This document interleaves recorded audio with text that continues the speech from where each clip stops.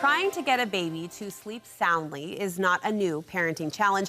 What is new, however, are all of the products out there that promise to help you do the job. Today, we take a closer look at 4 of the most popular baby sleep trends of the moment and seek the sound advice and recommendations of Marietta Paxton, a licensed marriage and family therapist and professional baby sleep consultant. It's great to see you. Thank you. I'm just itching to get into this research and into your opinion. So fun. We are going to get your opinion on some of the most trendy baby sleep aids out there. They are stacked up in our studio. We're going to go through them one by one, from sacks to stations to sound machines. But before we do, you say understanding a baby's need for sleep is really where parents need to start this decision-making process. Oh yeah, most, not all, but most of the products out there are designed for sleep between the ages of 0 to 4 months. Because from 0 to 4 months, we should be helping our baby sleep, soothing them to sleep and getting them the most sleep possible.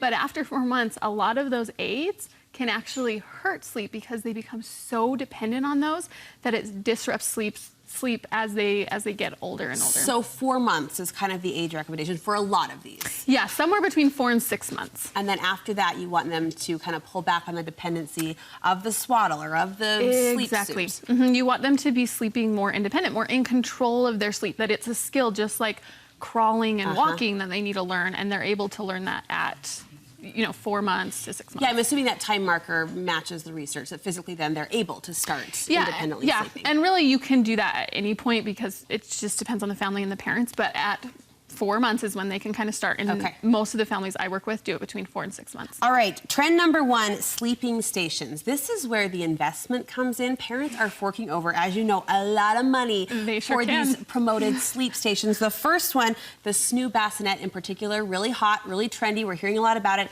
It's like $1,200. Tell us about this. It's way expensive. Again, this is only going to be used from 0 to 4 or 6 months. So essentially this is, just like a lot of other sleeping stations out there, that I just want to make a note, they are not regulated in the US. So these are not considered, they're not considered safe or unsafe by the AAP because they're not regulated. Got it. But it's essentially a flat swing. So your baby's laying flat on their back, which is great, but bound they get in. that, yes, swaddled and bound in. So, I mean, it looks safe, but again, not regulated, but they're getting that movement that they need, but they are on their back, which is super great. But again, 4 to 6 months, because you're going to wean off of the swaddle, you're going to wean off of the movement, all of those things. And I assume parents are seeing success because we know how a baby sleeps when they're in our arms and we're rocking or moving or swinging. So I assume it probably works for those short months. Yes, it does work. And that's why parents are loving it. That's why it's trendy right now, is because they're saying this works. And it can be somewhat easy to transition from because, again, flat on the back. So that's a big piece that makes it easier. Another popular product, this is one that I suckered into, is my last baby, is the Dock and Top. Tell us about this. So the Dock and Top mimics the safety, security that the baby has in the womb, and so they really like the comfort of it.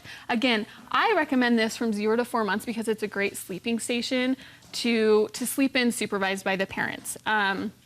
When you can watch your child. Again, this is something that you have to wean off of. It's not safe to put in the crib, and that's where I see a lot of parents get so dependent on the Dock and Top that it ends up going in the crib with the baby when they're old enough, and that's not super safe. It says it on their website right there.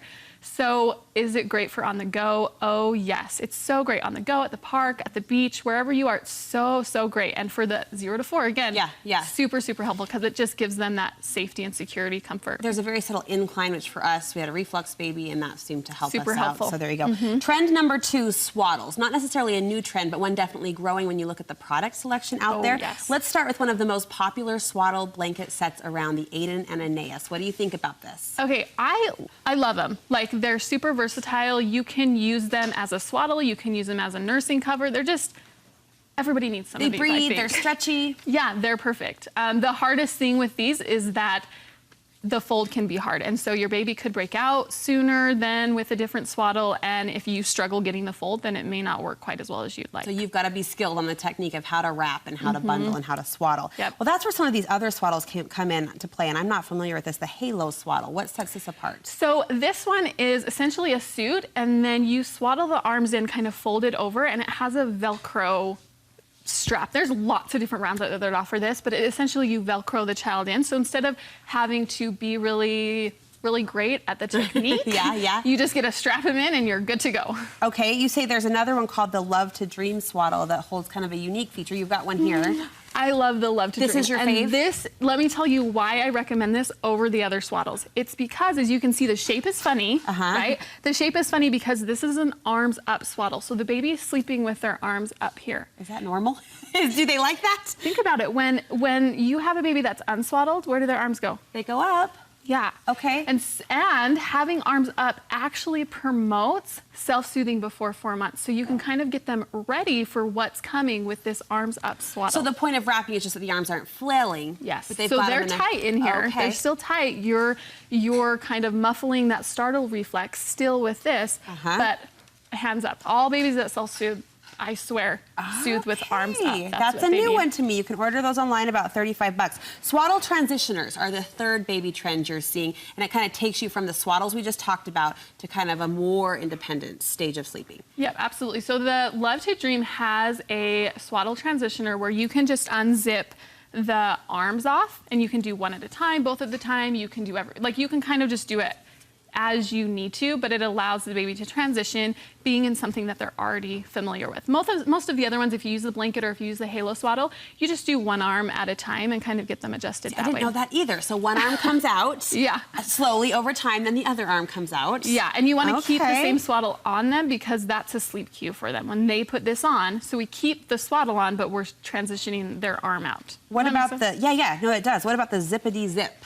Okay, so the zippity zip it's one that it's kind of like this where it's all enclosed, but there's more room. So it's kind of a triangle.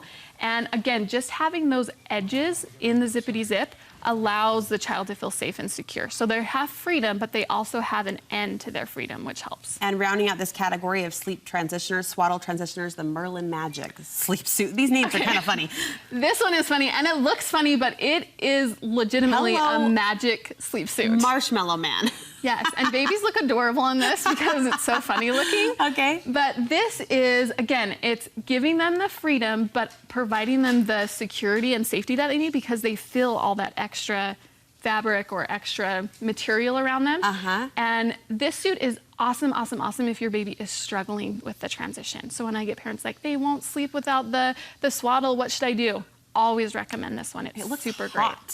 You know what? They have a microfleece one and they have a cotton one. And because the hands and feet are both open, it really regulates temperature well. Okay, listen, I'm approaching baby number 3 and I learned a lot in a short conversation. We have one final category to talk over. Does a sound machine help now but hurt later? We'll get Marietta's take on that next. I'm back with Marietta Paxton, a professional baby sleep consultant and founder of the company Little Dreamers. We've been talking about 4 of the most popular baby sleep trends of the moment. Our final category, noise machines. And I think the big question I want your opinion on is, are these a help now, hurt later sort of an aid? What's your opinion? So my opinion is that these can help everyone sleep. Everyone, you and me, babies, toddlers, everyone, because it's just going to drown out noise that would normally wake us up. So the birds chirping in the morning or the construction down the street, like any of those, it will drown it out and help us sleep. Does volume set matter? We were talking as producers in our meeting that sometimes parents, and my sister was in this category, she likes to blast it up there, right? Okay, so I am of team blast up because you like it loud. When they're little, because it's really loud in the womb, and so they need the loud white noise soothes them really. But as they get older, it's pretty easy to like tone down on that if you want and wean off of it if you need to. But you like this machine in particular? It sounds like. Can you hear that? Oh yeah, subtle. So this is the softer one. Okay. It's just loud enough. I use one machine with all 3 of my children. So I love it. This is what we use. It's not super loud, but it's that fan. Okay. That is a real fan sound. It's a natural sound. Yeah. As opposed to the computerized, like, I can't sleep with those as well, and so. The more electronic sounding. Okay. Yeah, and you do want it to be loud, boring, and continuous. Like no streams, no birds chirping, none of that. This is super interesting. You are helping parents all the time through your website. How can we connect? So come and check out Facebook, Instagram, my website, anything. I do offer a free newborn survival sleep guide, so you'll get links to all of my favorite products and a lot of really good tips to survive the first 4 months. You're doing awesome work. And I do a Q&A every single week on Facebook. That's free. So come ask a question and get some help. We'll link you over to make it easy. Thank you again.